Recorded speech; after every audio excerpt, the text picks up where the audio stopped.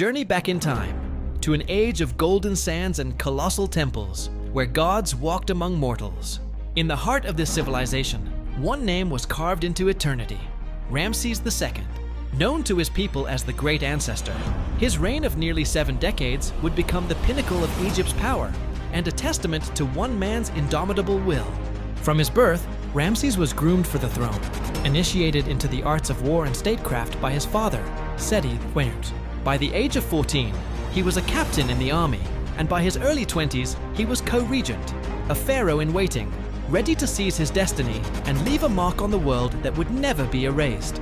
Destiny called early in his reign, presenting him with a challenge that would define his legacy: the formidable Hittite Empire. The two powers clashed at Kadesh, a strategic crossroads in modern-day Syria. It was to be the largest chariot battle in recorded history, a maelstrom of dust, bronze, and thousands of thundering hooves. The Hittites, cunning and experienced, laid a brilliant trap. Deceived by false intelligence, the young and impulsive Ramses led his divisions into an ambush. The Egyptian lines shattered, chaos erupted, and the pharaoh found himself isolated and surrounded by 2,500 enemy chariots.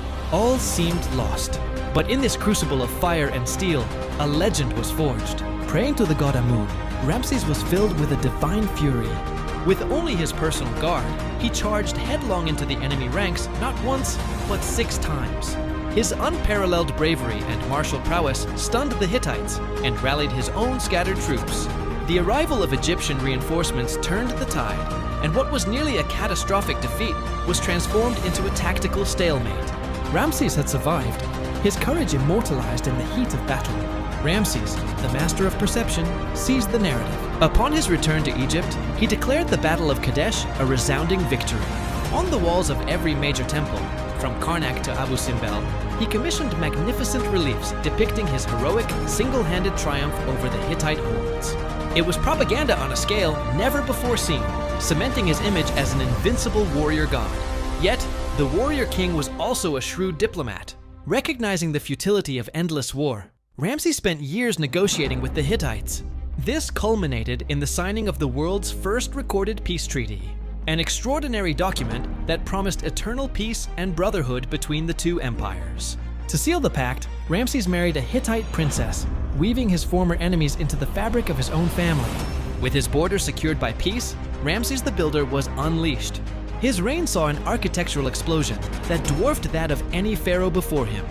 He completed the Great Hall at Karnak, established a new capital city, Pi Ramesses, and most famously, carved the twin temples of Abu Simbel from a mountainside, their colossal statues a timeless watch over the southern frontier. He honored his many children and wives, but his heart belonged to his great royal wife, Nefertari. For her, he constructed a tomb of breathtaking beauty in the Valley of the Queens, its walls inscribed with the lament, "My love is unique. No one can rival her." Ramses II lived to be over 90 years old, reigning for 66 years and outliving more than a dozen of his heirs. When he finally passed into the afterlife, an entire nation felt the tremor of a falling giant. He was more than a king.